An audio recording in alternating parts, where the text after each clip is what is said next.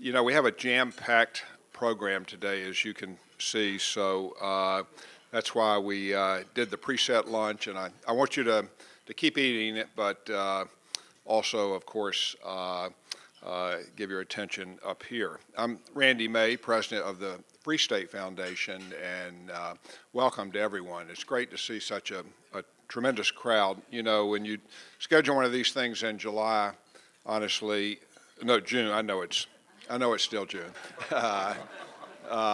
When you schedule it in the summer, you're never quite sure whether you're going to actually attract a good crowd. But obviously, we've done that with the program today. The program, you know, when I started sending out announcements, I called it a twofer at that time because trying to get something interesting in the subject line. But I thought with Commissioner O'Reilly giving introductory remarks and then the terrific panel that we have, we could call it a twofer. And then I was fortunate that Alden Abbott, the new FTC General Counsel, whom you'll meet, agreed to come and speak. And then we, of course, had a threefer, really. But the interesting thing is, the amazing thing, as you probably noticed, is throughout it all, even when it became a threefer, that we still were able to maintain the same low price throughout. And if you missed that red person taking the cash at the door, they're probably still out there, that person. Now, it's great to have you here. So I'm going to, as much as my North Carolina accent will allow me, I'm going to even maybe try to speak more quickly than I sometimes do so we can get everything in. We have Commissioner O'Reilly, and then we're going to have a panel whom I'll introduce then, and then we're going to close with Alden Abbott's remarks. I'm going to introduce Commissioner O'Reilly. You have on your seat or close to your seat, or now maybe on the floor, perhaps, you've got the bios. You've heard me say this often before, those of you that have been here, that I'm not going to read the whole bio or go through all the extensive positions and honors and so forth. And I'm really not going to do that this time. I'm going to say two things about Commissioner O'Reilly, or maybe three. Number one, he has been a commissioner at the FCC since 2013, now in his second term. Prior to joining the commission, Commissioner O'Reilly had a long, storied career as a staffer on the Hill, mostly on the Senate side. If you glance at that bio, you'll see all the various positions with the offices and the committees. I mean, when you look at it, you get the impression that he probably ran the place, the Senate, that is. And then the third thing I'll say about Commissioner O'Reilly is that when I asked him to speak, I said that I'd like for him to speak on FCC process reform, and I titled his remarks, "An Update on FCC Process Reform Efforts, Possible Next Steps." Now, he's obviously going to speak about whatever the heck he wants to anyway, and I get that. But I do want to say that since I founded the Free State Foundation, FCC process reform has been important to me because I think it does, you know, some of it can seem tedious at time, and maybe some of these things even seem minute, but I think process is really important to allowing the commission to operate efficiently and effectively and even collegially. And above all, a sound process helps maintain the integrity of the institution, in my view. So I'm really pleased that Commissioner O'Reilly has taken a leadership role on that, and with that, we're pleased to have you here today.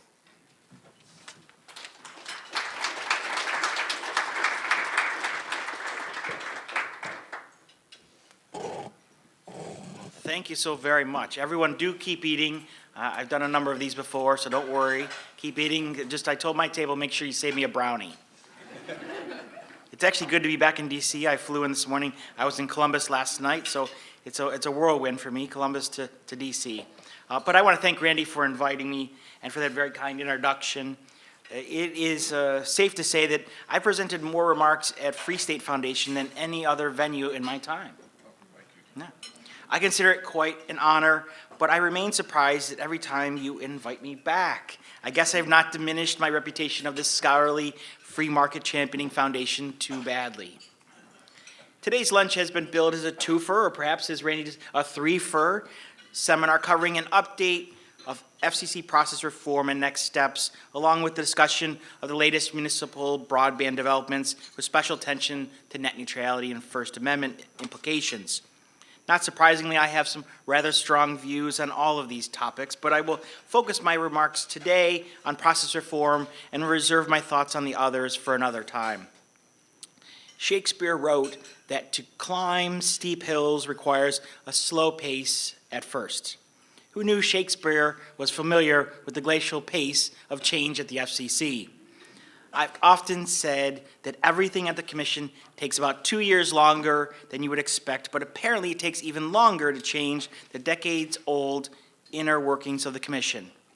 Improving the procedures at the Commission has been a mission of mine since early in my tenure. In fact, I spoke about process reform at the Free State Foundation in July 2015. At the time, I set out my principles that reform ideas must improve functionality, legitimacy, and transparency of the Commission. All proposals that I have supported, either at adoption or in concept, have tried to enhance these goals. Now that almost 3 years have gone by, an update seems most appropriate. The most groundbreaking reform recently adopted, implemented, has been the online posting of items 3 weeks in advance of their consideration at monthly Commission meetings. When I first proposed the idea, I knew that providing information to all, instead of just those super connected in D.C., would enhance the transparency and legitimacy of the agency. But the response from many was that it would bring the FCC's work to a halt. Commissioners would be hesitant to negotiate, and some sort of regulatory chaos would ensue. None of this has come to pass. Instead, the procedures have become far more efficient. Meetings are targeted to specific issues. Unnecessary discussions of non-existent issues have been eliminated. Conversations are much more productive. Commissioners are still speaking their mind, and work has greatly improved. Since being enacted, I've also seen comments from all of my fellow commissioners, Republican and Democratic alike, in favor of the practice. That's not too bad for someone who showed up at the Commission with no prior experience. If this is what the regulatory apocalypse looks like, it's all for me. Now, if we were to only get this policy change extended to non-adjudicatory circulation items, which tend to be technical in nature, we could benefit from public input there as well. Making the drafts public has also helped with other process fouls. For instance, drafts are now more complete and polished prior to the publication, so edits at the meeting are coming from commissioners instead of those making last changes or rewrites from staff or the general counsel's office. It's always fun to read an item just to get it back a couple weeks later with totally rewritten document, sometimes even 2 weeks later.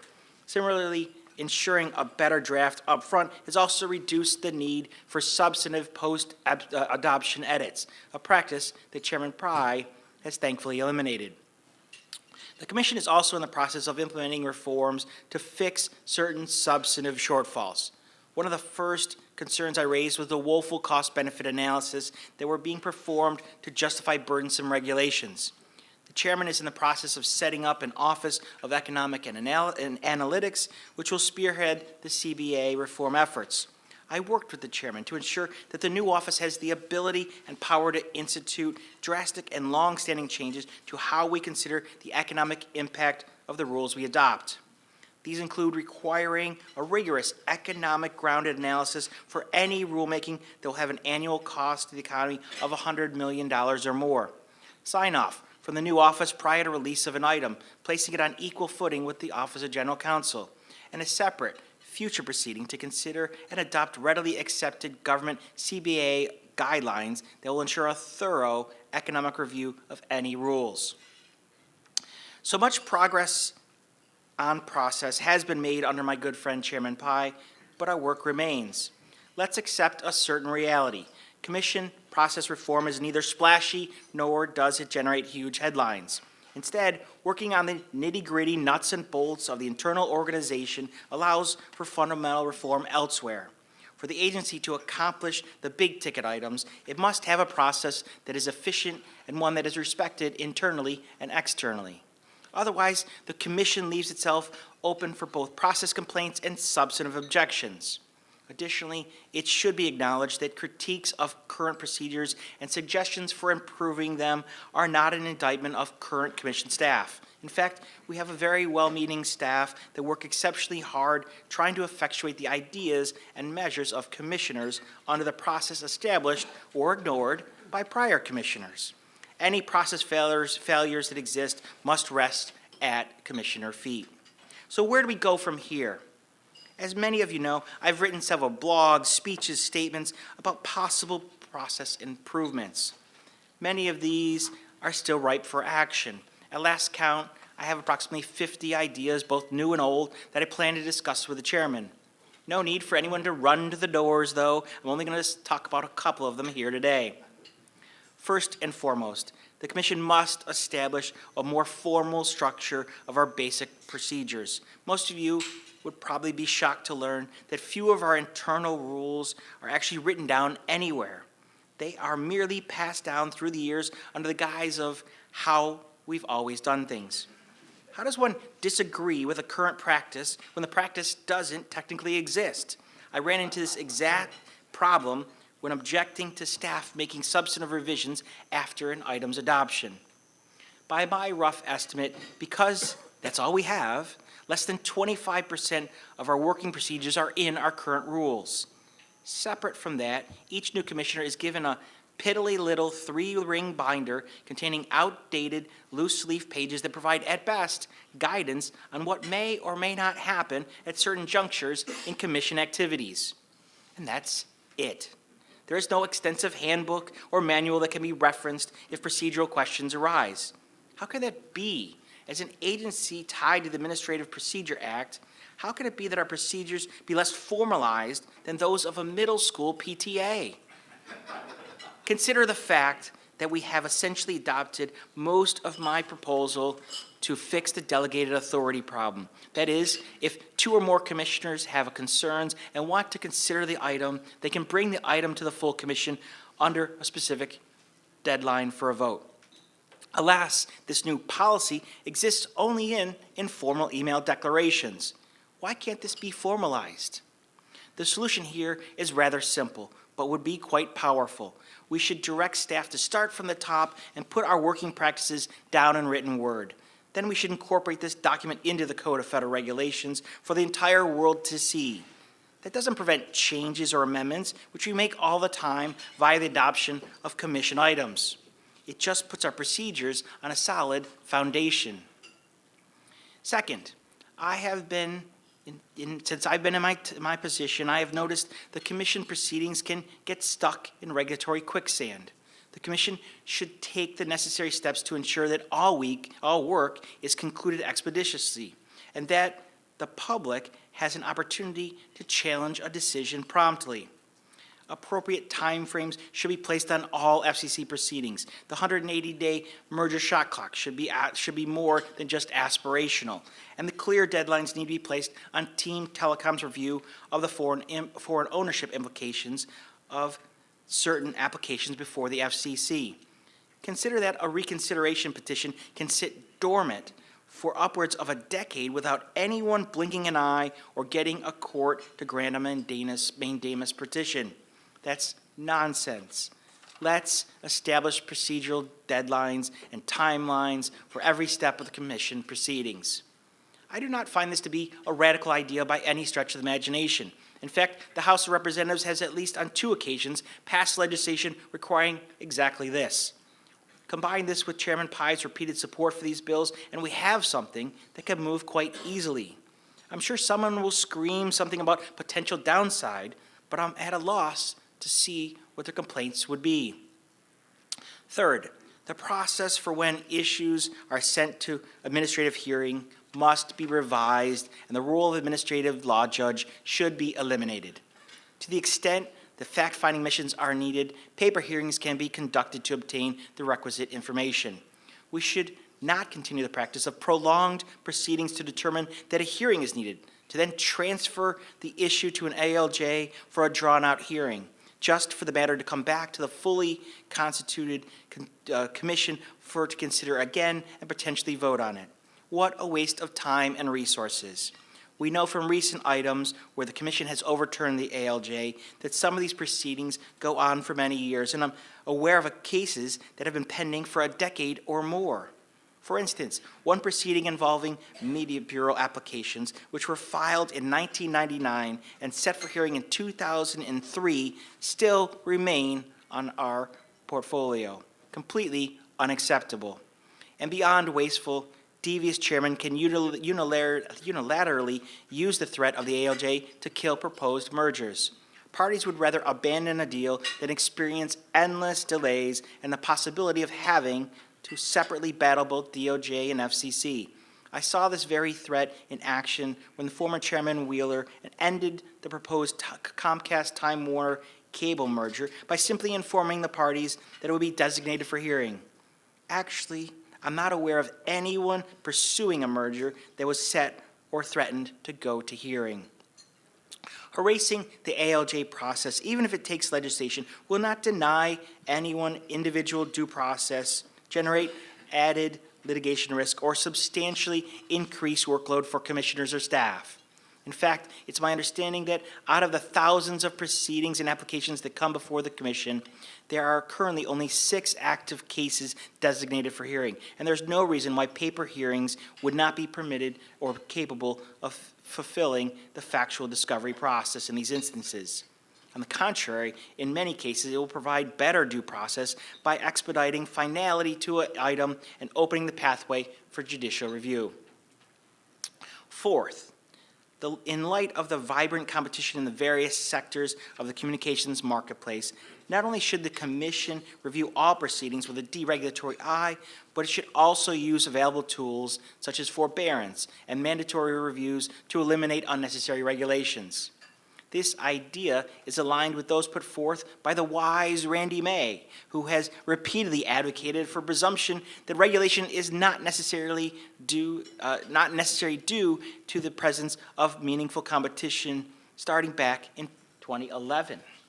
This presumption could be overcome by clear and convincing evidence to the contrary.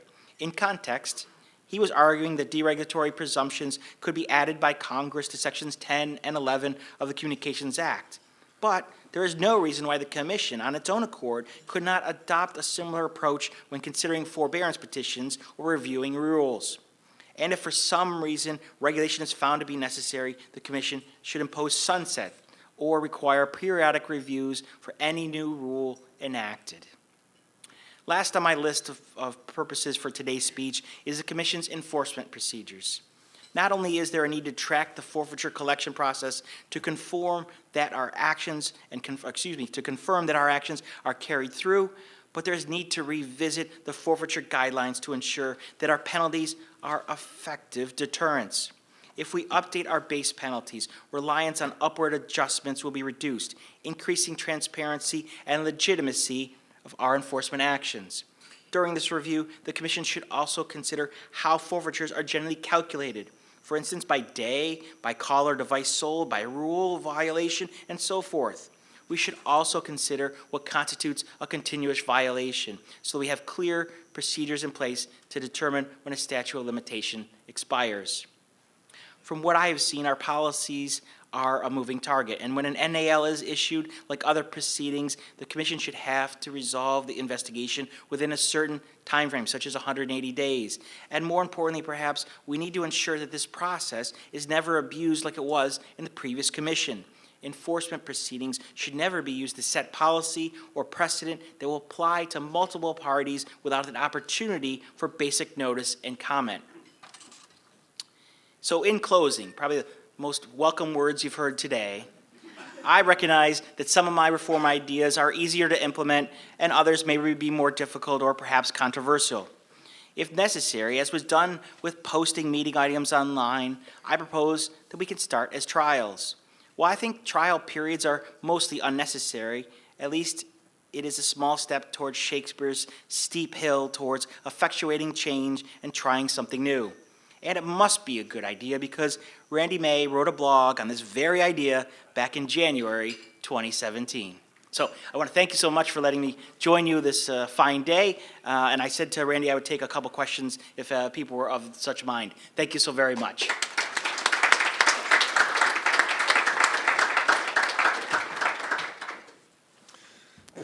Commissioner O'Reilly, that was terrific. I'm very grateful for your leadership on this issue. You know, when I sent out a blog yesterday, I quoted constitutional scholar Alexander Bacall.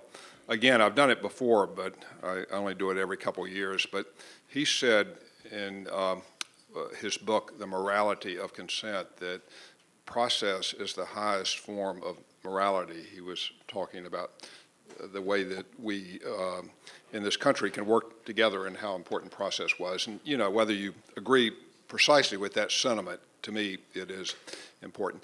Commissioner O'Reilly agreed to take a couple questions, but before we do that, I neglected to mention Twitter before, and I don't even remember the handle. What is the handle, Mike? It's on all these materials, FSF Com Policy. So, you know, now that you have finished your lunch or are far along, please try and make up for my earlier neglect and tweet away. Commissioner O'Reilly, you know, he said he would take a couple questions. I have one, but I'm going to save it in case we have a couple of others. Anyone have a question? Okay, now we're going to bring up a mic, and we're videotaping this, so please identify yourself for the video. David Hatch with The Deal. So, Commissioner, you said that you want the 180-day shot clock to be aspirational. No, more than aspirational. More than aspirational. It's aspirational today. So what's going on with the review of Sinclair Tribune? I believe that the clock has been stopped since January on that deal. So as you may be aware, I'm a commissioner and I'm not chairman. So he would be the best person to answer that question. But I believe that we can make decisions within a set time frame. If 180 days is not the acceptable time frame, we can find something else. But I do think we should have a structure, and it should apply to any particular proceeding. So I don't want to talk about anyone that's pending or not, but I think it should apply universally. Also, on the ALJ issue, what Sure. would be required to repeal that process? And would it be replaced with just like an up or down straight vote, yea or nay? Well, I talked two parts. The first one is, repealing what require. Some people argue requires legislation. It's actually mentioned only twice in the statute that we could find. And so I don't think that it's something that problematic. And we're doing paper hearings you're seeing in other proceedings moving away from ALJs, and I think we can expand that process to eliminate the need for an ALJ. But I'm willing to, talk to the Congress if they believe that legislation will be necessary or anyone else. So I think that's something we can do and should do. Howard. Okay, I'll also ask, Howard Busker, Communications Day, I'll also ask a process reform question. One of the reforms that you started with, you just mentioned how everything's posted online now, but aren't there sometimes downsides to the reforms too? Because there's also been a lot of comments that you guys are getting fewer visitors to the FCC and fewer people are coming in, and has that been a negative for your office? No, because what I've indicated is that there are fewer people visiting, but what you're finding is those that are visiting actually have a purpose for coming.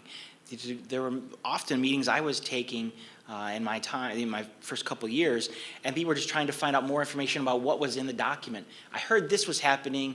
Can you confirm this is happening? Oh, actually, I was prohibited from even telling them what was happening. So it was this game, a cat and mouse game of what was actually being considered in the item that was circulating for an open meeting. So I think that part of it has been eliminated because everyone can read the document 3 weeks in advance at the same time that we get it. So I think that problem has been eliminated. I've also seen comments, and I indicated in my speech, that they actually universally amongst the 8th floor, it's not a Republican or Democratic issue. All the commissioners have signaled their positive experience with the procedures, even those that thought it may be problematic, including my colleague who was since departed the agency. Thought that it was going to be problematic, and it turned out that she was generally in favor of it after we had a little bit of experience with it. So I don't see the downside. I think you get a better document that's circulated, and then you have a meeting if people come in to do ex partes when everyone can talk about exactly what's in front of them. Okay, this will be the last question since you raised your hand simultaneously with Howard. Go ahead, the last question. Great, thank you. Margaret McGill with Politico. I don't know if this counts as process reform, but there was a lot of controversy surrounding the comments in the Restoring Internet Freedom proceeding. Do you think that how the commission accepts comments needs to be changed at all, and if so, how? Well, look, I've commented about this in the past. A number of people have suggested ideas to reform that process, including charging some type of fee, and I just don't think that's the way to go. I think our process for submitting and reading through the comments, well, in this case was a little unique, given the multiple millions that were submitted. We are capable. Every comment was looked at. I didn't read every comment in that proceeding, but they were looked at and reviewed. The troubling ones were not relied on for making our decision. So I find that a unique case, and I don't want to change the ability of the American people to comment on our proceedings. And make it, raise the threshold, make it harder for them to comment in some capacity. So we'll be able to move forward from that rather unique case and still be able to do our work, in my opinion. Okay, well, I had some questions about some of the proposals that this guy, Randy, made that you referred to, but I'm going to hold note. Thank you for that. I appreciate your mentioning those, which I happen to think are important. Please, everyone, join with me in thanking Commissioner O'Reilly for that terrific speech today.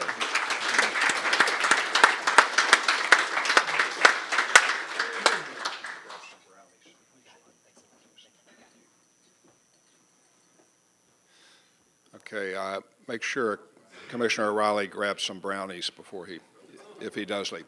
Okay, I'm going to ask the panel to come up now, please. While they're doing that, I'll just mention that we have at the bottom of a lot of our messages, we have a promotion about our book, hashtag ComAct Update. I'll just say it's got a lot. It's basically an outline for what a new Communications Act should look like, and you can get it on Amazon, or the ebook. It's just $2.99 if you like ebooks. But if you're looking for what we believe would be the proper, thank you again, Commissioner Ron. If you're looking for the proper path forward, I hope you'll take a look at that book. Okay, well, I'm delighted with the panel that we have, and I'm going to introduce them in just a moment quickly, but I do want to say, I didn't mention this before, but following the panel, when Alden Abbott speaks, this will be his first formal address as new FTC General Counsel. So again, we're excited and waiting to hear him. Now, we're gonna, the title of the next, this segment and of this session basically is Municipal Broadband, Net Neutrality, and the First Amendment. You'll see how they're all related, and you probably noticed that we're in the First Amendment room, which I tend to favor whenever it's available. I like to be here in the First Amendment room. Now, I'm going to introduce the panelists in the order that I'm going to ask them to speak. And again, you can refer to your full bio for the whole scoop. First, we're going to hear from the Free State Foundation Senior Fellow Ted Bolema. Ted, I'll just say, is both a PhD economist and a lawyer, maybe a deadly combination, but we're very proud to have Ted with us at the Free State Foundation. Next will be Enrique Armijo. Enrique is Associate Dean for Academic Affairs and a Professor of Law at Elon University in North Carolina. He's an affiliate fellow of the Yale Law School Information Society Project, and he's also a member of the Free State Foundation's Board of Academic Advisors, of which we're very proud. I will say this, if you look at his bio, you'll see that he got his law degree from the University of North Carolina. As many of you know, as a double dookie, it's not that easy for someone with a law degree from the University of North Carolina to ever get to speak at one of these programs at all. So he's that exception. He's the exception to the rule because I'm glad you're casting against type. because he is exceptional. And another exceptional speaker in person as well is Christopher Lewis. Chris, as you know, is with Public Knowledge. He's vice president there. Prior to that, he was over at the FCC as deputy director of the Office of Legislative Affairs. And you see, Chris has a Duke connection too. It's more a little bit more attenuated than mine. But if we were going to have Professor Armijo here, it was really important to me to have someone, at least two Duke connections here on the panel, and we're glad that Chris is here. So That's how many it usually takes. see, I promise we're going to have a lively panel. Now, I've asked each, and I'll just say that we're just like the commissioner, they may say whatever in the heck they want to, but at least Ted at the beginning is going to speak about, and I think the session will be centered on the paper we released earlier this week on municipal broadband. That was a paper that Ted co-authored with Free State Foundation research fellow Mike Horney. So that's co-authored paper. I've asked each of them to speak for 6 minutes. I'm going to limit that time so we can then get into a discussion, which I know we should do. And since Ted is going to be first, and since he's with the Free State Foundation, I'm going to adhere to that with him, and then the rest of the panel won't be able to complain. So you got 6 minutes. Go ahead. Wherever you prefer. Okay. Prefer here. All right. So try out the microphone. Great. Well, thanks, Randy. Great to be here. Especially appreciate having Enrique and Chris here with us today, and I'm looking forward to their comments. As Randy said, most of what I'm going to say is going to be based on the paper that Mike Horney and I wrote, so you've got the summary of it with you and also the table from it that I'll be referring to a little later on. I think the reason I'm up here instead of Mike is Mike's much better on Twitter than I am, so if you can help him out by tweeting out, he's carrying the burden so far today. Until recently, the main justification for government-run broadband systems has been that there weren't enough private providers in the area. So one example I've been following lately is in Linden Township, Michigan, right near Ann Arbor, where I went to school at the University of Michigan. And it's a rural area, but there are a lot of commuters coming into Ann Arbor from there. So it's actually a rather high-income area, and currently it doesn't have any wireline providers that are providing broadband speeds. There are a couple of private providers that are providing slower than broadband speeds, and of course you get pretty good wireless connections down there and satellites available. So there are some alternatives, but I can see why in a place like Linden Township a municipal system would be rather attractive. But lately now we're we're seeing something new. Local governments in big cities are considering going into competition with the multiple broadband providers that are already there. And in those markets, the main arguments that are giving are not that the city has too few broadband providers. So you might hear that argument, but when you dig down, usually when you read the policy documents, and Mike and I cited from a few of them, the real focus of it is that not so much that they don't have municipal providers, but rather they're the wrong kind of providers. You know, put another way, local officials and advocates in these markets aren't so much advocating for policies that will attract more private investment to address the problem of not having enough private providers, but instead seem to be more focused on pushing for the municipal provider and perhaps clearing the way for it, perhaps at the expense of private providers. So Mike and I have written, as have a lot of other people, on the problems with municipal broadband in the markets that already have it. And in short, what we've pointed out is that they tend to scare off private investment. You can find plenty of examples of local governments that are favoring the government system in terms of giving right-of-ways and in other ways, favoring them over the private providers. And probably most important of all, they tend to have not very good financial track records. There's quite a few examples of them failing. And Enrique is focused more on the First Amendment issues related to them, so Mike and I talk about them in the paper, but I'll mostly leave that for Enrique today.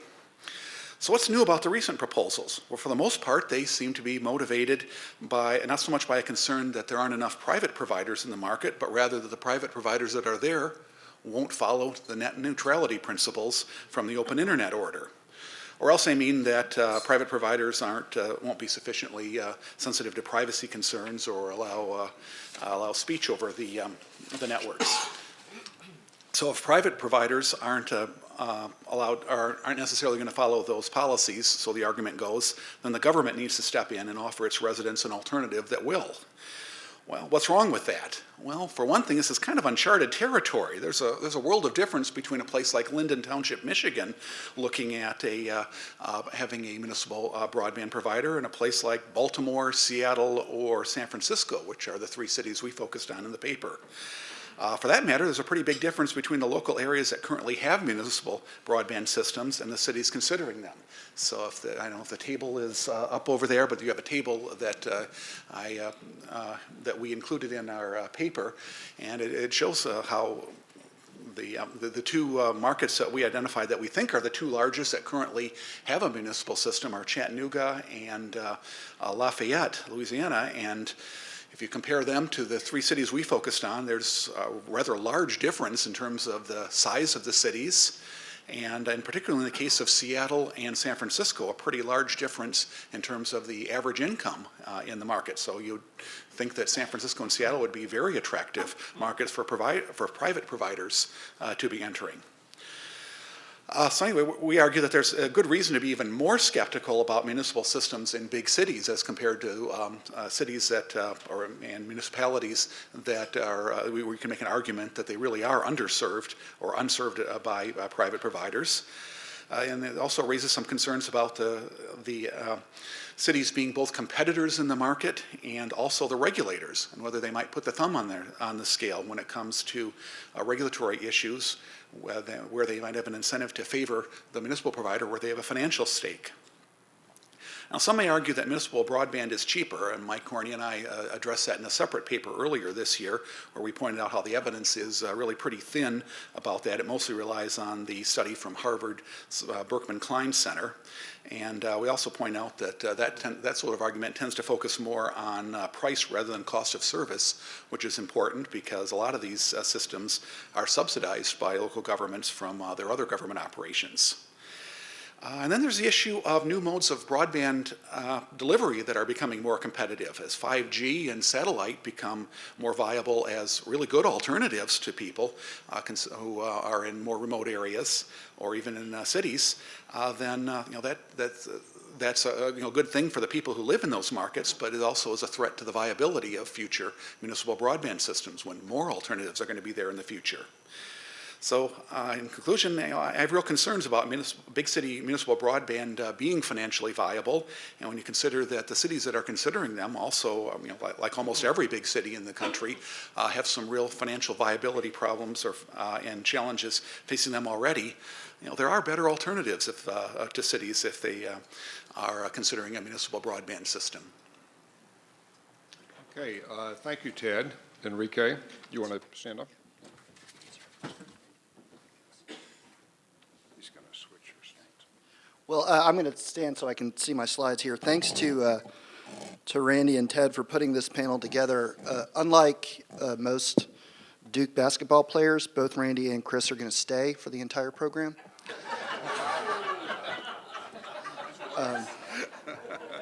So please feel free to engage them on any issue that you might like. As you see here, the title of my presentation is Terms of Service as Speech Rules, because I do think that's a really helpful way of thinking about that issue. If I could see the next slide. Yeah, go ahead and click through. It's a very interesting time for the discussion of municipal broadband in the United States, as everybody knows. Back in 2015, this was an important part of the Obama administration and how it decided to use stimulus funds, as Ted talks about in his paper. 2015, President Obama gives a speech in Cedar Falls, Iowa, advocating for large federal investments in high-speed internet access to be run by those cities, by the utility companies in many cases in those cities. Senator Booker proposed the Community Broadband Act, which would preempt any state statute that interfered with the development of municipal broadband. And then, of course, there was the municipal broadband preemption proceeding before the FCC, which I'll talk about in a second. And as Ted and Mike talk about in their paper, this really very much started out as a last mile argument. So Chattanooga and Wilson, which I will talk about, wanted to expand to smaller communities around who wanted similar levels of internet service. That was kind of the narrative around municipal broadband at that time. Next slide. There's also a digital divide aspect to this conversation. Mayor Bloomberg, one of his really signature programs was free public Wi-Fi throughout the city, the neighborhood of Harlem, providing 800,000 residents free internet access. Very much a community development, education, economic development issue, as well as a last mile argument, and as well as again, Ted talked about a way for these communities to develop from a technological perspective, to the point where nearly 200 cities at this point have some form of what could be called municipal broadband. But that's just a small part, a small piece of the pie. Next slide. You have noticed this. If you walk around and look for a network to connect, you will see that cities of all sizes are considering not just citywide networks, but smaller coverage areas within that city. So this is very much an emerging issue with respect to how we receive our internet access. Next slide. And this is, again, much more prominent given the FCC's recent decision on net neutrality. So as Ted said, the idea here is that the municipal broadband is the alternative to a private ISP that is no longer subject or will no longer be subject to net neutrality-like regulation. So these municipal public utility networks are considered to provide users in those cities the kind of net neutrality that they will no longer get from their ISPs. And as you'll see in a minute, there is a certain irony to this approach, given that many of these networks are the opposite of neutral, at least so far as the First Amendment goes. Next one. So there's a vigorous debate as to whether or not this is a good economic decision for cities. Ted talks about this a lot. As he said, there's a Berkman paper. There are several perspective papers from SFS. Reason has done a study. Chris Hewitt Penn did a study. The folks in Chattanooga would say that this has transformed their city with respect to the opportunities for citizens there and for companies to come in. All of that is beyond the scope of my research. I personally am probably of the view that if cities want to issue debt and roll out these networks, that's for the people in those cities to decide. If Chattanooga wants to wait, I think what Chris, you said was 400 years for a return on its investment for its network, that's for Chattanooga to decide. The people in Chattanooga, of course, would say it's more about just paying, the network paying back for itself. It creates other opportunities in that city. I am focused on the next question, which is next here on the slide, which is when government transmits speech, what does the First Amendment require? So in order to try to answer this question, I first asked the question of what these cities are requiring as a condition of connection to their networks. So I did lots of state level and city level FOIA requests for calls of proposals, terms of service. As I said, I literally walked around and clicked on a term of service before agreeing to it on my phone. I did this before I got on the metro last night. And the record here is very mixed based on what I found. Next slide. So Chattanooga, next slide, gig city. This is what you have to do, or more precisely, what you can't do in exchange for the right to use this government-provided network in Chattanooga. These are terms of services that the municipality imposes upon its users. This is what you have to agree to before you can connect. So you can't transmit material that is obscene, threatening, abusive, or hateful. This is a clear facial violation of the First Amendment. These are content-based restrictions that would be inconceivable in any other context, but because we rush towards the technology that we think is going to save us from whatever we think it's going to save us from, we lose sight of these first principles. You can also be disconnected by a utility operator in Chattanooga if you violate any of these terms. And this is clearly contrary to the First Amendment law of prior restraint. So prior restraint is based on the idea that a government decision maker has to let you speak and then punish you for that speech if it is illegal. And this is even worse than a prior restraint because a disconnection can occur without you even knowing about it. And go ahead. This is also, the second restriction is about posting messages on third-party blogs. So you can't harass anybody in comments to a blog post, even if there's nothing within that blog post that says you can't. So again, these are all conditions of service, conditions of interconnection that would clearly violate the First Amendment in any other context, but because it's in the context of internet access, we seem more prepared to accept it. Next slide. The next one is Wilson, which is Project Greenlight, also my home state, a city of about 50,000 people. Once known as Tobacco City, Wilson is known for its beautiful tobacco barns. That's why there's a tobacco leaf in their logo. Once again, a content-based prescription that it's on speech that's constitutionally protected or traditionally punished by the state after the speaker has spoken. Here, the punishment of disconnection is occurring before the speech reaches its intended audience. This next one implicates anonymous speech. The Supreme Court has said again and again that you have a constitutional right to protect your identity. The government, except in certain narrow disclosure-based circumstances, can't force you to tell people who you are. You could imagine what this would cause to anonymous speech in this community if it were enforced. And then again, the authority, the state is reserving the authority to not deliver your content to its intended recipient if the utility, in its sole discretion, believes that your content violates the terms of service. So, I obviously focused on Chattanooga and Wilson because they were the cities that were seeking preemptive relief from the FCC. I said this to the FCC. I said, look, here's what's really happening. I'm not saying whether or not you have authority to preempt, but if you do, you should take this into account. Don't preempt a network that is using these facially unconstitutional terms. And so they responded. It's good news. They responded on page 70, footnote 455 of the order. I guess that's better than no response at all. I'll take that. But here's what they said. They said that basically, we're not in the First Amendment business.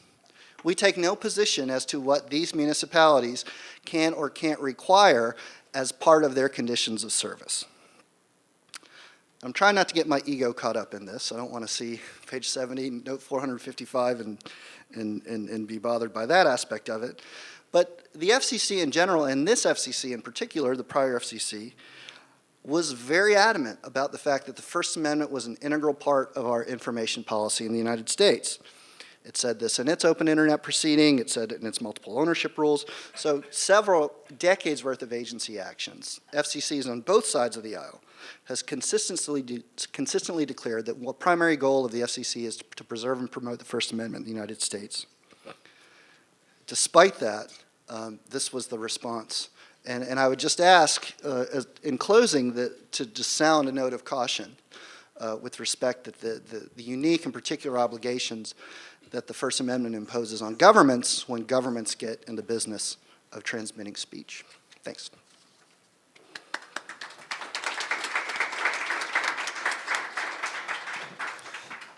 Thank you, Enrique.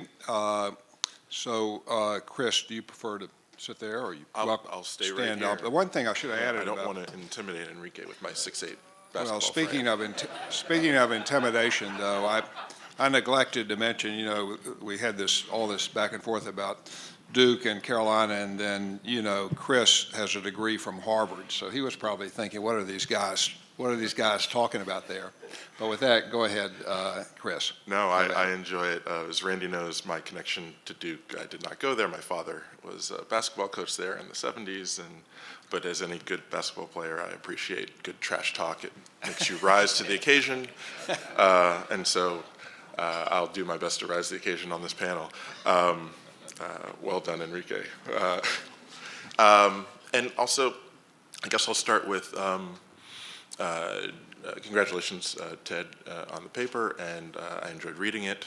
And I do try to find where there's agreement so that we can focus on where there's not agreement. And I hope in reading it, you know, some quick reactions that I wanted to give, that there's some things we can agree on. You know, one, the importance of economic analysis, especially at the local level, because two, deploying broadband is expensive. And if we can all agree on that, we're off to a good start. I don't think anyone disputes how expensive it is to deploy broadband. It's probably a contributing, or I would say it is a contributing factor, a strong contributing factor to why so many communities don't have many choices for broadband, and so many Americans have one choice for high-speed broadband. So high cost is real, and the harms that can come with monopoly, which is discussed in your paper, you know, are real, including open internet and net neutrality concerns. And then third, I hope we can agree that net neutrality, when protected, when an open internet is protected, it protects the free market. That the internet, having grown up with this idea of permissionless innovation, was critically important to having a low, as opposed to broadband access networks, it provides a low barrier to innovate and bring things to market online. And net neutrality helps protect that. And if we can agree on those things, I think we're off to a really good start. My first reaction in a critical side to your paper was that I was reminded of the meme that we got from the Brits about keep calm and carry on. I'm going to make you one of those T-shirts where you can alter at the bottom. It says keep calm and save net neutrality, because I didn't have such a strong reaction to some of the evidence that you gave of what municipalities are doing. Now, to show my bias, I live in a city of Alexandria, right across the river in Virginia, that is engaged in a municipal project trying to deploy a fiber backbone to our anchor institutions, and I've publicly supported as a member of their IT commission. And we're a smaller city, of course, and you make a great distinction between small and large, where we only have one provider for high-speed broadband in our city, so more akin to probably the smaller, medium-sized towns that you highlight. However, I don't want us to overreact, and this is why I think about keeping calm, to local jurisdictions making a choice, as Enrique noted, making a choice to study and make decisions on how they invest their local tax dollars. I think that's a good thing, and that's, the importance of economic analysis at the local level is important because there have been projects that have not been successful, but there are many that have been, and I think when localities engage in municipal broadband carefully and invest wisely, it can be done well. I think Chattanooga is a prime example, and we can come back to that. So feasibility studies, which you noted, Baltimore, San Francisco, Seattle, large cities already have multiple providers. One might question it, and I don't mind questioning, okay, if you have 3 providers, fixed broadband providers, do you need a municipal product?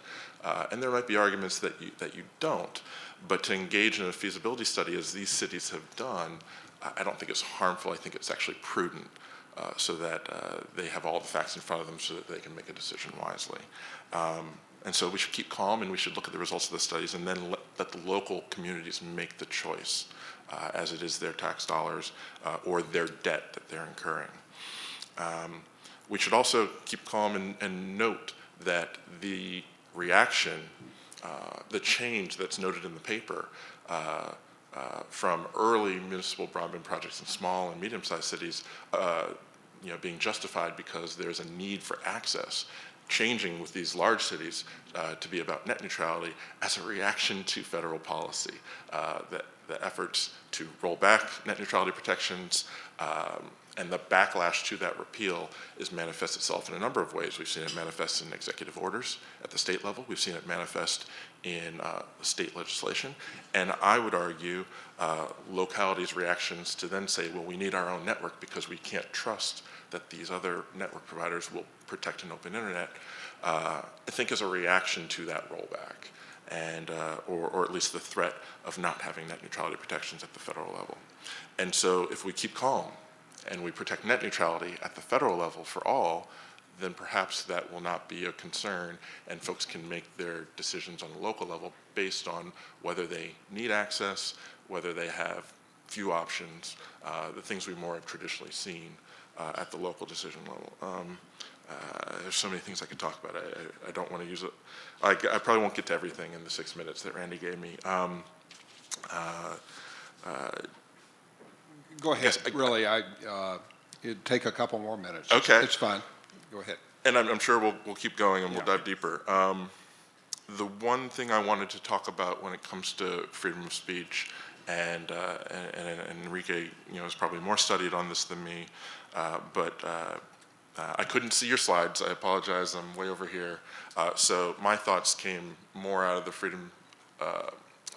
the First Amendment concerns that were raised in the paper, but they were similar. The terms of service, or whatever you want to call them, in Chattanooga, I think that you were citing, it was Chattanooga, right? Yeah. Were some of the ones that were cited in the paper in Concord. And so if you check out the paper, it talks about how Concord assumes no obligation for certain levels of privacy, had the same restrictions on harmful and offensive and unlawful content. And so I think this is a good discussion to have. It's important, and we've always, at Public Knowledge, tried to make a distinction between obligations on network providers. And consumers know the difference between the company that gives them access to the internet and the platforms and services that they use that access to reach. Given that it comes out of traditional communications law, was built on the phone network, and the concepts and many of the expectations that consumers have, we think, extend to broadband networks. And so I think it's reasonable to say that, yes, should unlawful content be blocked or stopped? Well, yes, and that's been a hallmark of net neutrality. But when you get past the unlawful and some of the other things in the list, whether it's offensive content, I think intimidating was one of the words, and other, there was a long list of harmful adjectives. I think it's fair to question whether on broadband networks that's an overstep of the First Amendment. so that folks are free to speak. But then the platforms that ride over that network, there's a long debate that's really heating up now around content management and if there's a responsibility for those platforms. And to draw that distinction, I think, is fine. But if we're going to have municipal networks and municipal projects that are taking up the same responsibility as private broadband providers, perhaps they should have the same level of respect and divide between unlawful content and offensive content, and allow speech, good speech to take care of bad speech, so to speak. And so, I think there's a balance there. I certainly understand why a municipality might, given the long proliferation of non-discrimination laws and rules, both at the federal and local level, want to prevent people from discriminatory and offensive, harmful hate speech. But when they undertake in providing this sort of service that is essential, in my mind, to all Americans, you can't cut off that speech, and instead it should be regulated through content management at the platform level. There's a lot more we can go into, yeah.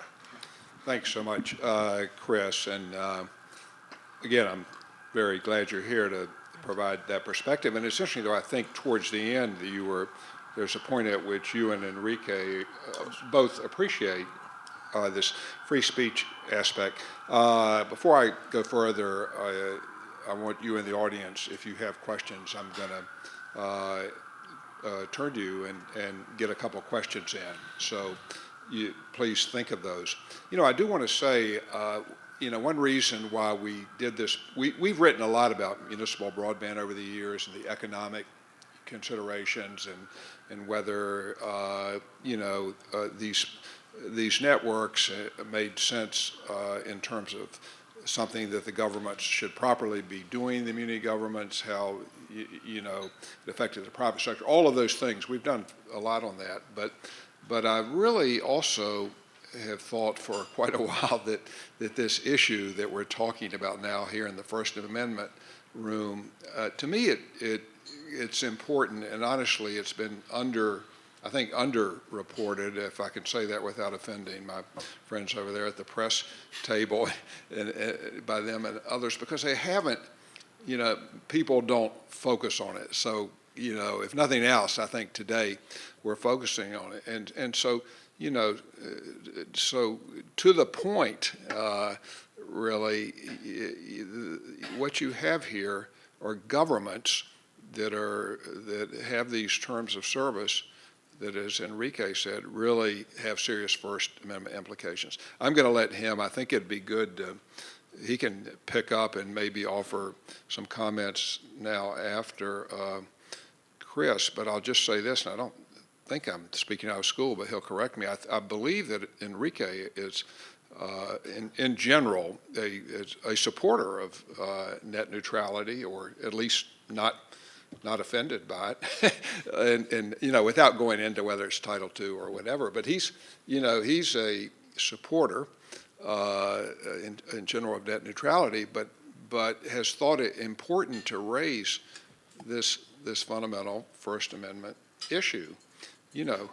Honestly, it's been pretty rare at a Free State Foundation events when we have two supporters of net neutrality up here and one that doesn't. But I think this is, I'm happy to do that. So with that, Enrique, do you want to say anything in response to Chris or Ted, and then I'll ask Ted and Chris whether they want to carry it on, and then we'll turn to the audience. Yeah, maybe as some evidence of that final proposition, I kind of, on Chris's first reaction to the paper, I think I'm probably a little bit closer to Chris than Ted in the sense that I don't think you can think about these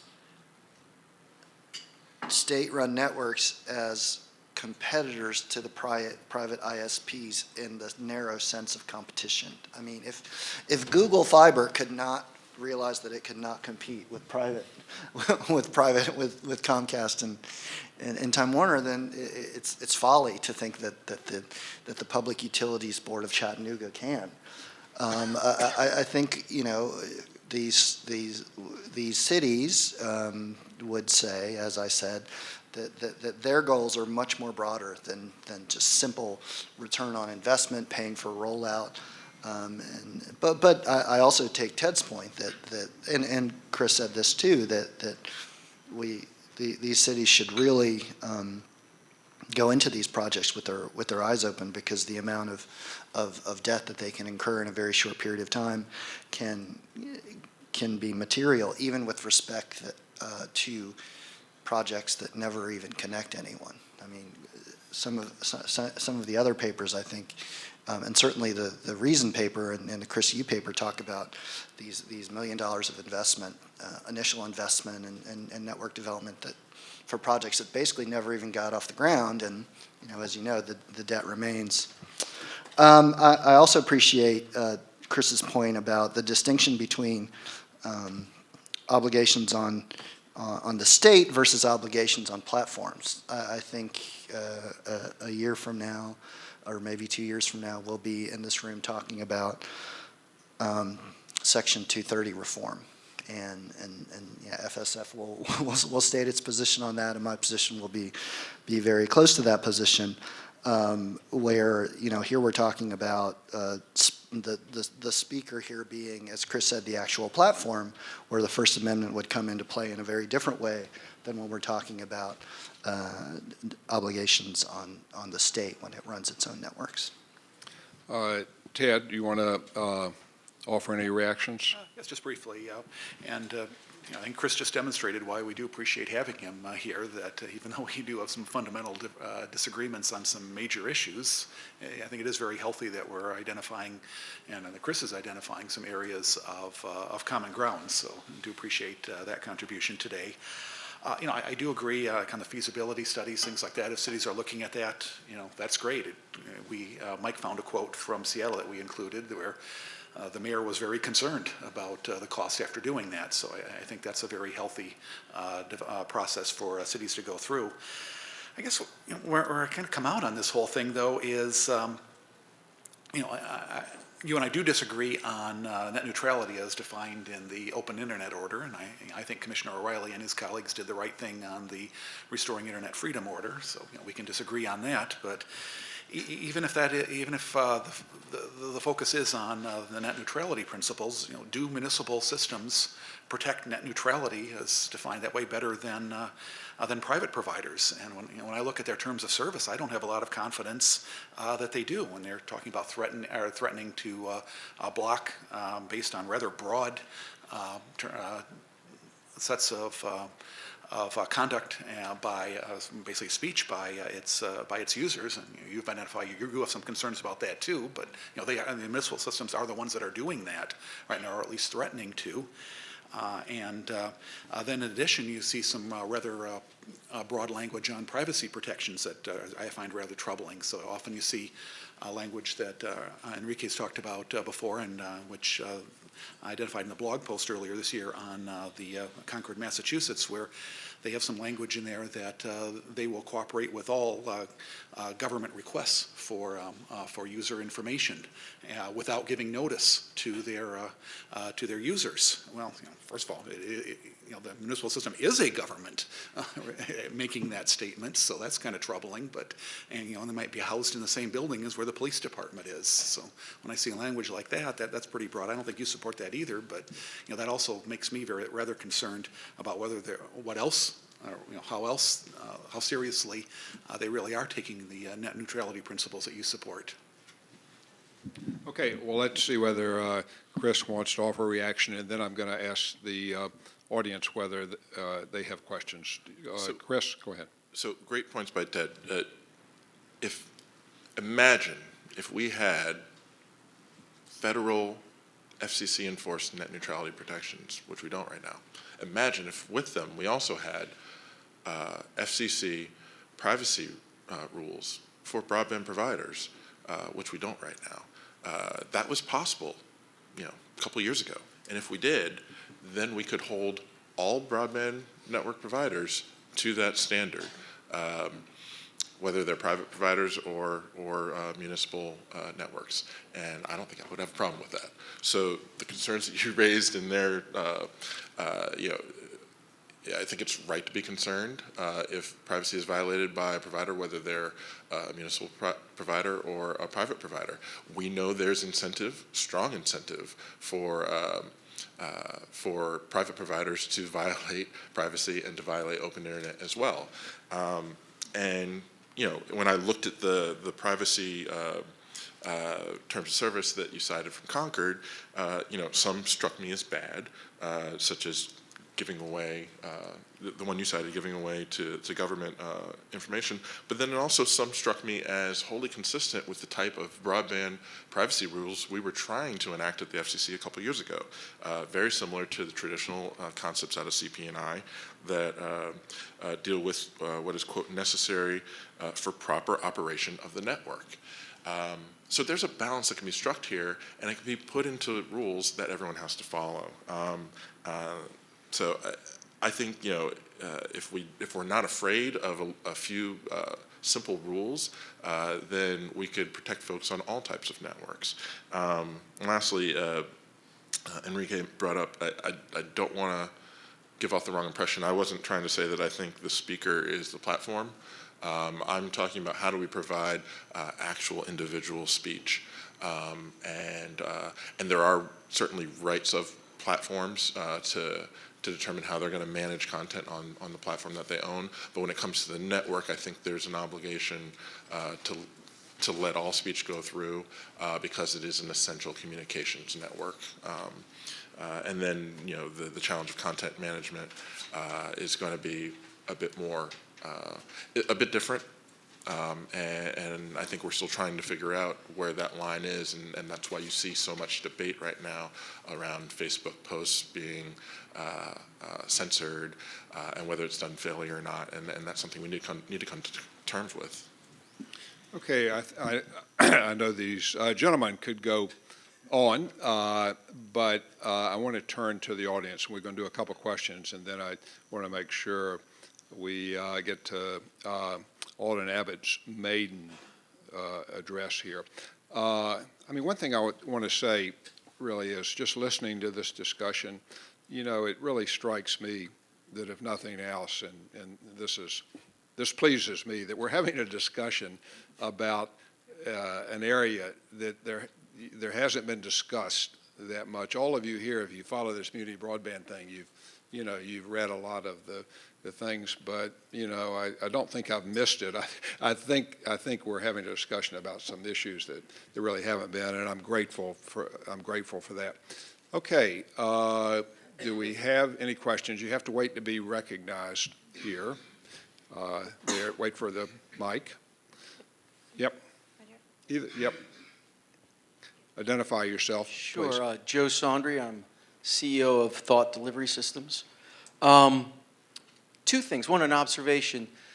In many respects, it'd be encouraged to do some forensic accounting about the vast non-differences between a lot of the historic large providers and municipal and government with guaranteed rates of return, guaranteed access to rights of way, cheap access or free access to spectrum that they historically built their capital bases on. That's just a thought. But going to the question, is there a best practices template or guideline in terms of services out there? And who has endorsed it? And does it not only talk about the issues we talked about here, but maybe even more broadly, the historic access to spectrum and other assets that networks have today? And when they originally got that, they had a requirement to operate in the public interest.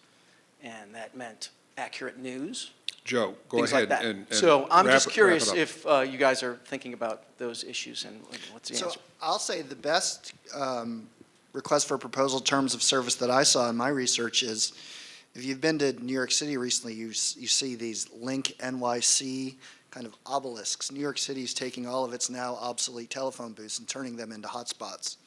And the terms of service, they're perfectly clear. They say people can look at whatever they want and transmit whatever they want, and the city of New York has no role to play in this. Well, you can imagine what happened. I mean, they used to have an internet browser on it, but then homeless people would watch pornography on it, so they had to shut off the internet browser. But that's the price you pay if the government wants to get in the business of providing internet access. But there are, these are what I have seen as extreme examples, but there are examples in which the government doesn't place any content-based restrictions on access. I'll just run briefly the first part. You said, I think a lot of the evidence out there as to what's actually happening, it does tend to be rather anecdotal. So I think you're identifying a problem and an important potential research area for the future. We tend to hear about these incidents when there is a city considering a municipal broadband system, and maybe a competitor comes forward or a potential entrant comes forward and says, well, we wanted to come in, but they made it too hard for us. So that's usually where we get the evidence of it, but how systematically it's been studied, I'm not really aware of it. Yeah, I'd agree. A study would certainly help. But if we all agree just how expensive it is and the different things that contribute to the expense, whether it's the rights of way access or the actual cost of rolling out a truck, it's noteworthy that when competition is even talked about, or when someone talks about serving high-speed broadband to a community that may not have it, we see the reaction in the marketplace that the big incumbents then tend to reconsider their choice either not to serve there or not to upgrade their network there. So we've seen it in municipal discussions. We've certainly seen it when Google has, Google likes to throw out a lot of cities. Oh, we're going to go to these 20 cities. Well, Google's not in 20 cities, but the impact of that discussion has, forced other providers to say they need to step up their game, and that's a good thing. It shows the impact of competition. And it shows that while it's expensive to deploy, it can be done. Now, can it be done everywhere? I think that's why we're supportive of Muni as one of the many options, because it is expensive to deploy, and subsidies coming from, if the subsidies aren't making it from the federal government to bring high-speed broadband, then a local community taking its own action to protect its own economic development future, I think is something that should be supported. And it's important that they do it in the right way. Chattanooga is a success story. Chattanooga, has, when you talk about rate of return, they might not be as concerned about profits and rate of return in the long run, and so that there is a lower barrier for them on how much they need to make back. They did it in partnership with the local power company, and the power company has seen savings of 7% on electric rates, and so there's a benefit to both in getting to that partnership. They've already paid off the debt, I believe. I don't think I'm the expert on this. There's a great website that's been critical of Mr. Yu's study, CommunityNet's, built by Chris Mitchell, that really studies every one of these projects, has a great map that folks can see, and touts the success of Chattanooga as the right way to do a Muni project. If I can just say one quick thing on the net neutrality issue. My skepticism as a speech person with respect to net neutrality regulation has always been that I never really could figure out the business case for viewpoint discrimination. So in other words, why on earth would a private ISP take any action with respect to network management that would offend, some large portion of its users? Well, the distinction is that the government has an enormous case for viewpoint discrimination. I mean, the current president, when he was a candidate, said, we're going to have to talk to Bill Gates about shutting down the internet. And I'm sorry to inform you if you don't know this, but he can do that. 47 U.S. 606. The war powers of the president include the right to shut down a network in the case of national emergency. So I think this is an important distinction to preserve, and a lot of the positions in these debates with respect to private ISPs and public ISPs, they're not, as Randy said, not at all reconcilable. Okay, well, I don't know whether Enrique's just provoked a tweet from down the street, but be that as it may, we're going to take one more question, but it's got to be fairly succinct, and I'll turn to you back there. Yeah, I wonder if you could just comment real quick on the fact Oh, I'm Joe Kane with the R Street Institute. I wanted to ask about when you have a municipal network, do you sort of create this condition in which you have a regulator regulating its competitors and the sort of any legal or incentive issues that might create? Okay, well, I know at the Free State Foundation, we feel that that's a good question and they're good answers. So I'm going to ask Ted quickly to respond to that. We address that a lot in our work too, so we're going to do this fairly quickly. Ted, why don't you speak to it, and then we'll maybe have one comment on it and wrap it up. Yeah, no, I agree that is a legitimate concern, and you can find examples out there that Traverse City, Michigan, I know is one that the Mackinac Center for Public Policy has written about, and how when they were looking at that one, they found that the city was making it rather difficult for an entrance to get right-of-ways while talking about their own proposal, how they could expedite it for their own. Well, why not expedite it for everybody if you really want more firms in the market? So I think that is a legitimate concern. And then I guess there's a financial incentive going forward too, that if a municipal system ever gets in trouble, I don't have any examples of this, but would the city feel like it's obligated to try to help out its municipal provider because of the potential burden for the taxpayers? So it would look at that rather differently than it would look at financial problems from a private provider. Okay, what I want to do, hold your applause for just a second, because once we release this panel, I'm going to ask Alden Abbott to come up immediately, and he's going to tell us about the new FTC. You know, we have a new FTC. We're going to hear from the new FTC General Counsel. But so with that, would you join me in thanking this panel? It was terrific. It was really good. Thanks very much. Appreciate you reading the paper and thoughtful. It was really good. I hope people will just stay in place and so we can hear Alden. Come on up, Alden. Thanks again to that panel.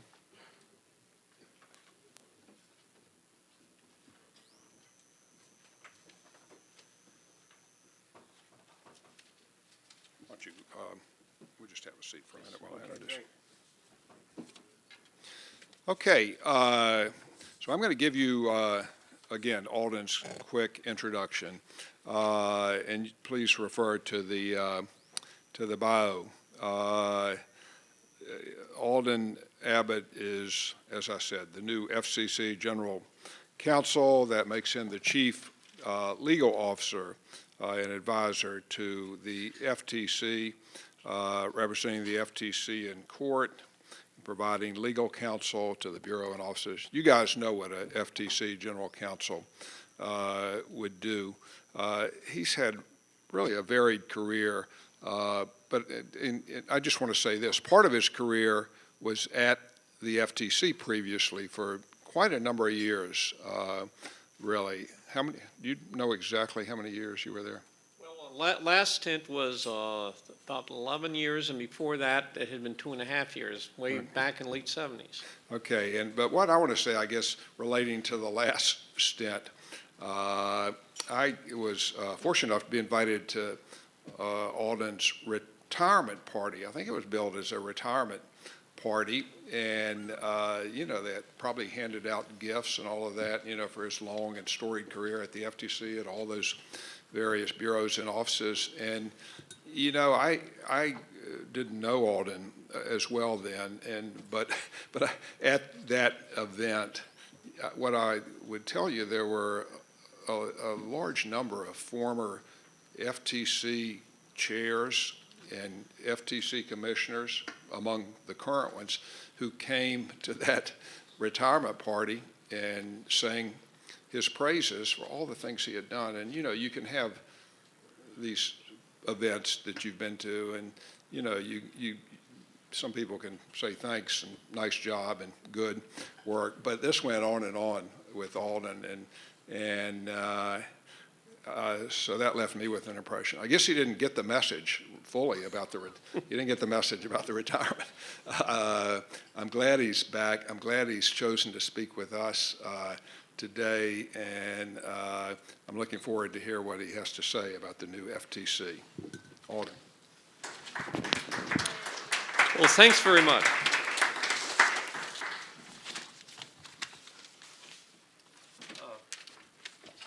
Thanks very much, Randy. Before getting started, however, I've been inspired to think about basketball, given all the earlier references. And I noticed Chris Lewis, amazingly, is wearing a Carolina blue tie, and Enrique is wearing a UVA tie. And I guess, so this is quite unusual, but I have one anecdote that sort of ties in all these basketball references. A few years ago, I was on a plane from Boston to Washington. There was a gentleman next to me who was looking through some folders, and I saw looked like basketball player, and we started talking, and he looked very familiar. And I said, and it turned out it was Tommy Amaker, who was a Duke and Harvard coach. He's now a Harvard coach, former Duke assistant coach, but also taught at coached at the University of Michigan. He was going on a recruiting trip down to DC.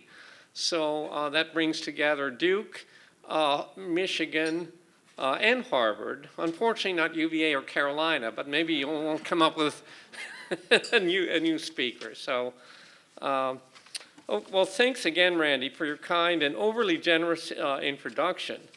And I'm honored, of course, to speak at the Free State Foundation, which does such great path-breaking research on free market issues, particularly in dealing with the First Amendment, telecom, FCC, and now the FTC. And before proceeding, I must say, I will have to tell you that remarks today are my own. They do not necessarily represent the views of the FTC or any federal trade commissioner. And I'd better say that because as general counsel, I oversee the ethics people in my office. I don't want to get into trouble from the start.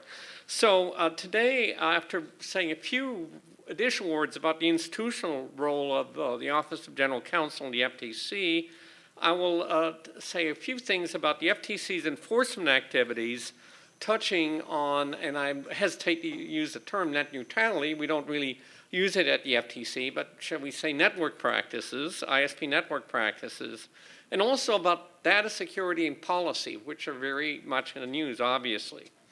So now what is the FTC? The FTC, Federal Trade Commission, is an independent agency like the FCC. It has, in fact, it was the subject of a very famous Supreme Court decision about 85 years ago, Humphrey's Executor, regarding the existence, the removability of a commissioner who was no longer alive. But it really established the fact that Congress could, by statute, limit the removability to some degree of a presidential officer appointee.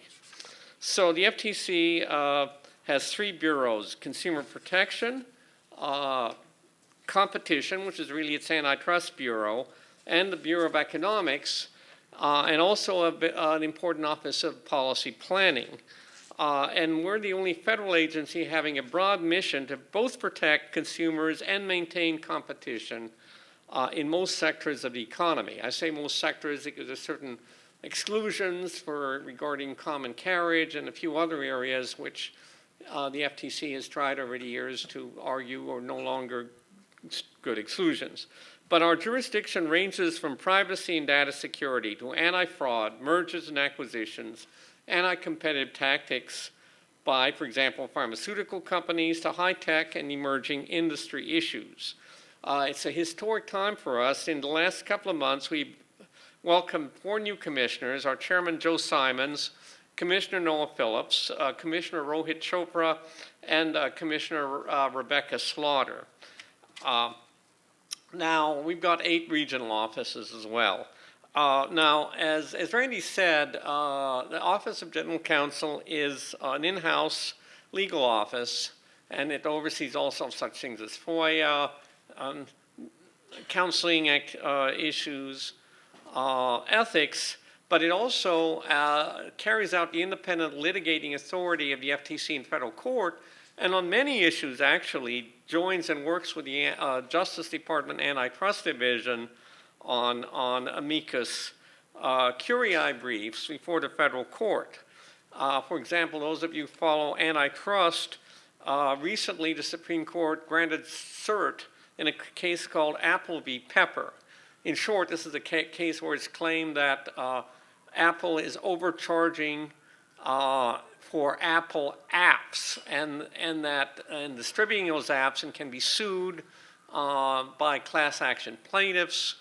The Supreme Court is going to consider the issue of whether in so-called indirect purchasers, whether this consumer class action is allowable as involving direct purchasers or indirect purchasers. Sort of a technical issue, but it's an example where the FTC and the Justice Department, on most antitrust issues, we do, involving federal court filings, we do consult, and we work cooperatively, and major antitrust guidelines, such as regarding mergers, intellectual property, and so forth, are co-issued by the FTC and the Justice Department. Let me turn now to what I will call, instead of net neutrality, internet network transmission practices, and highlight the FTC's role regarding ISP practices affecting traffic that travels over their networks. Now, FTC competition and consumer protection powers can help address concerns that consumer welfare is being harmed by ISP practices. Now, the FTC's core statute in Section 5 of it says the FTC can prohibit unfair methods of competition and unfair and deceptive acts or practices. So unfair, deceptive, on the consumer protection side, unfair methods of competition, generally viewed as encompassing the antitrust laws, the Sherman Act, the Clayton Act, and a little bit more. How much more is a subject of debate, never really clarified fully by the case law. So, our unfair methods of competition authority, and I'll say no more than just saying at this point, allows us to take action if, for example, we find ISPs are using contract provisions to undermine a competitive process. Antitrust is very fact-specific. I won't get into any particular example. But now our deception authority bans companies from offering consumers one product or service, but providing them something different. And if ISPs promise to adhere to net neutrality-like principles, for example, the FTC can hold them to those promises. Our deception authority also requires companies to disclose material information, for example, blocking or throttling practices. If not disclosing it would mislead a reasonable consumer. Now, the FTC's unfairness authority prohibits practices where the actual or likely consumer injury is substantial, unavoidable, and not outweighed by benefits to consumers or competition, a sort of de facto cost-benefit analysis. And the FTC has used its authority to sue companies that unilaterally violated prior promises to consumers. For example, in 2015, TracFone, the largest prepaid mobile provider in the U.S., agreed to pay $40 million to the FTC to settle charges that it deceived millions of consumers with hollow promises of, quote, unlimited, close quote, data service.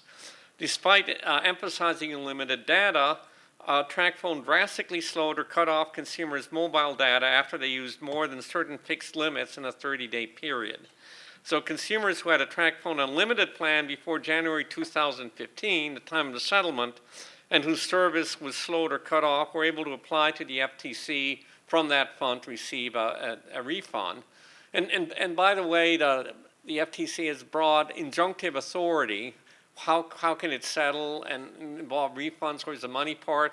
Section 13B of the FTC Act, which gives it authority, equitable authority to seek injunctions in federal court, also has been interpreted as allowing it to receive disgorgement and other monetary relief for consumers. Now, currently, with respect to ISP alleged abuses, the FTC is challenging an unfair and deceptive alleged AT&T mobility practice of throttling wireless data plans, which they advertised as unlimited. In February 2018, in an en banc decision, the Ninth Circuit Court of Appeals ruled the FTC could continue this suit. It held that the statutory bar on the FTC's assertion of jurisdiction over common carriers only applied to the extent that such companies engage in common carriage. And here, the point was that this particular activity was not a common carriage activity. So in short, the FTC may regulate common carriage on common carriage activities, throttling and other related network practices. Now let me turn to data security and privacy. The FTC has long experience in consumer privacy enforcement in the area of unfair deceptive practices. It also enforces sector-specific statutes that provide protect certain health, credit, financial, and children's information. For instance, the COPA, the Children's Online Privacy Protection Act, is one example. Some of the FTC's privacy enforcement priorities include financial privacy, children's privacy, health privacy, the Internet of Things, and data security. Ongoing work includes investigations of Facebook's privacy practices, matter of public knowledge, and the Equifax data breach. Let me cite a few examples that are illustrative of the FTC's recent work in the area. For example, the FTC alleged that online tax preparation service TaxSlayer, I love that name, TaxSlayer, violated the Gramm-Leach-Bliley Act safeguards rule by, among other things, failing to implement adequate risk-based authentication measures and failing to require consumers to choose strong passwords. FTC alleged that malicious hackers were able to gain access to nearly 9,000 TaxSlayer accounts between October 2015, December 2015, and use that information to engage in tax identity theft, which allowed them to obtain tax refunds by filing fraudulent tax returns. The Commission also takes seriously its commitment to protect children's privacy, which continues to be a focus of the FTC's enforcement efforts. In the Commission's first children's privacy case involving internet-connected toys, the FTC announced a settlement with electronic toy manufacturer VTech Electronics for violations of this COPA law, and the Children's Online Privacy Protection Rule pursuant to COPA, including a civil penalty of $650,000. FTC alleged the company collected children's personal information online without first obtaining parental consent and failed to take reasonable steps to secure the data it collected. And the FTC has also continued to focus on privacy and data security involving the Internet of Things. For example, last year, Vizio, one of the world's largest manufacturers and sellers of Internet-connected smart televisions, agreed to pay $2.2 million to settle charges it installed software on its televisions to collect the viewing data of 11 million consumers without the consumer's knowledge or consent. Additionally, FTC co-hosted with National Highway Traffic Safety Administration a workshop on privacy and security issues posed by automated and connected motor vehicles. Now, in the area of data security, to date the Commission has brought over 60 cases alleging companies failed to implement reasonable safeguards for the consumer data they maintain. For example, the Commission recently announced an expanded settlement with Uber Technologies related to allegations that the company failed to reasonably secure sensitive consumer data stored in the cloud. As a result, an intruder accessed personal information about Uber customers and drivers, including over 25 million names and email addresses, 22 million names and mobile phone numbers, and 600,000 names and driver's license numbers. FTC reached a settlement with Lenovo, one of the world's largest computer manufacturers, related to allegations that Lenovo preloaded software onto some of its laptops that compromised security protections in order to deliver ads to consumers. So also, as the U.S. major privacy enforcement agency, the FTC is committed to the success of the EU-U.S. Privacy Shield framework, a critical tool for protecting privacy and enabling cross-border data flows between the U.S. and Europe. We've brought enforcement actions to enforce it and will continue to do so when participants fail to meet their legal obligations. And the Commission will continue to work with other agencies in U.S. government and with our European partners to ensure businesses and consumers can continue to benefit from Data Shield. Now, one more thing. Commission is aware that Congress has long considered whether to adopt comprehensive data security legislation. The agency stands ready, willing, and able to work with Congress on that issue if it is asked. Finally, the Commission supports its vital enforcement work with privacy and security research. For example, in February 2018, FTC held its third annual Privacy Con, a conference examining cutting-edge research and trends in protecting consumer privacy and security. FTC also held a conference to examine how identity theft has evolved over the last decade and what we can do to address the challenges it possesses and it poses. And in December 2017, the Commission held a workshop to examine consumer injury in the context of privacy and data security. Now, let me mention one closing item, something announced a little over a week ago by FTC Chairman Joe Simons. FTC is going to hold hearings on the new economy and competition consumer protection, featuring big picture look at changes on our economic system that will affect the American economy and the way the FTC carries out its duties and mandates.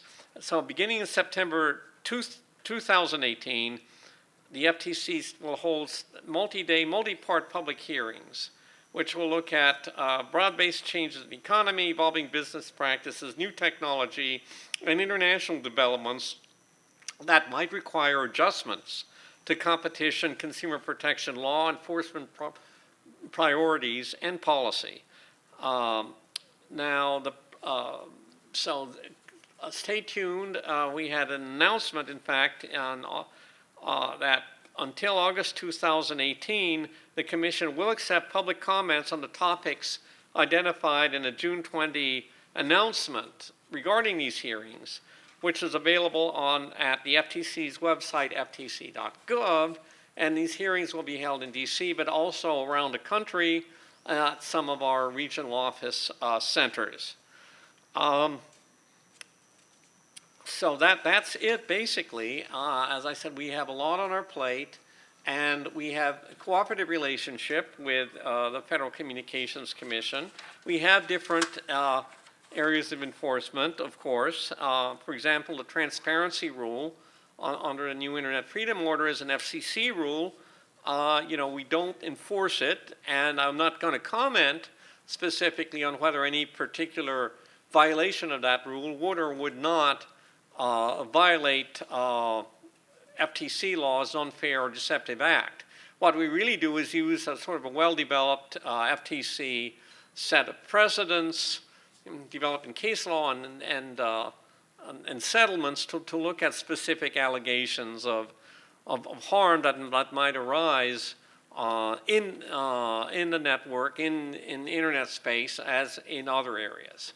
So again, thank you for your attention, and I'll be glad to take a few questions.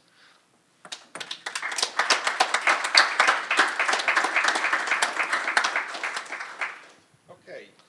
Alden, thank you very much, first of all. So we will do a couple questions before we adjourn. I've got Scott right here. Scott, a mic's coming your way. Just a minute. Go ahead. Question on the hearings. Chairman Joe Simon said he was concerned and nervous about the Data Protection and Privacy Authority. I ask you as General Counsel, that was in his remarks, as a General Counsel and from the hearings, what are the legal questions that are uncertain in data protection and privacy that the FTC may or may not have sufficient authority to protect consumers? Well, I think, we certainly believe we do, and we continue to maintain active litigation. I think the chairman was pointing out the fact that, our statute, although it certainly can be applied in that area, does not specifically refer to data protection, and so I guess there's some questions. There was you know, we have not had a perfect litigation record, you know, in the area. And there was a recent case in which we did not have a good result, the so-called LabMD. I'm not going to comment any more about that, but I think it's always good, and I think what Chairman Simon is trying to highlight, we want to really hear concerns that consumer groups, business groups, and others have, that they thinking that that we can be better aware of, so that we can emphasize what we can do. So I think I'll leave it at that. Okay. Any other questions? Well, I'm just in with one last question then. You know, as I noted in the introduction, you spent a considerable amount of time at the FTC in different positions before coming back out of FTC retirement, so to speak, although I know you were never retired. But you know, you have observed for a long time the FCC. I know you've come to a lot of Free State Foundation events and obviously have the FTC expertise. Can you comment, I mean, do you have any reactions or opinions about how the two agencies differ institutionally in the way they approach issues, and if so, why? I mean, I understand you're not going to be critical of your FCC colleagues, but with the benefit of your experience and expertise, are there any observations you would make about the two agencies? Well, I mean, I think in that sense, we're both independent agencies. However, we have very, very different institutional histories. And the FCC had some very specific mandates in sort of, you know, regulation and dealing with spectrum interference, spectrum regulation for many years, cable regulation. It has a long history of industry-specific regulation in particular sectors. The FTC really has been a generalist agency. It has had very, just like the antitrust laws are very general statements. Our act has some apart from the very specific statutes which have cropped up in recent years like COPA, our act is very broad, unfair methods of competition, unfair and deceptive, and we have brought that largely through enforcement. In the competition side, we have not issued regulations. There have been consumer protection regulations, a lot of them pursuant to specific statutes, but we are not a heavy promulgator of regulations. We have historically been more of a law enforcer using sort of common law development, which is common to antitrust and has also informed consumer protection, I think. I'll also mention we are also a research organization. That makes us a little bit different from the antitrust division. We have 75 or so PhD economists.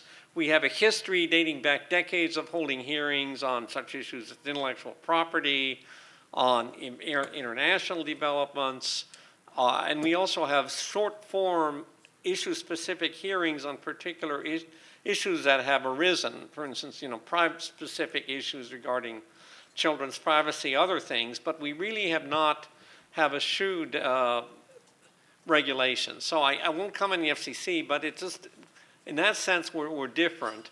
We're not heavy users of the APA. In fact, our consumer protection regulations are not APA regulations. And I think there were one or two ancient 60 or 70-year-old competition-related regulations no longer in force. So up to now, at least, that's the major difference. Now, however, with the growth of the internet and the importance of the internet economy, there are many issues that have been looked at by the FCC that we're also looking at from our somewhat different lens, legal lens, dealing with our different set of authorities. Okay, well, I thought I would provoke or invite an interesting response, and that was very helpful. Well, thanks very much for coming. We look forward, of course, to having you back many times in the future. And join me in thanking Alden Abbott, please. Thank you.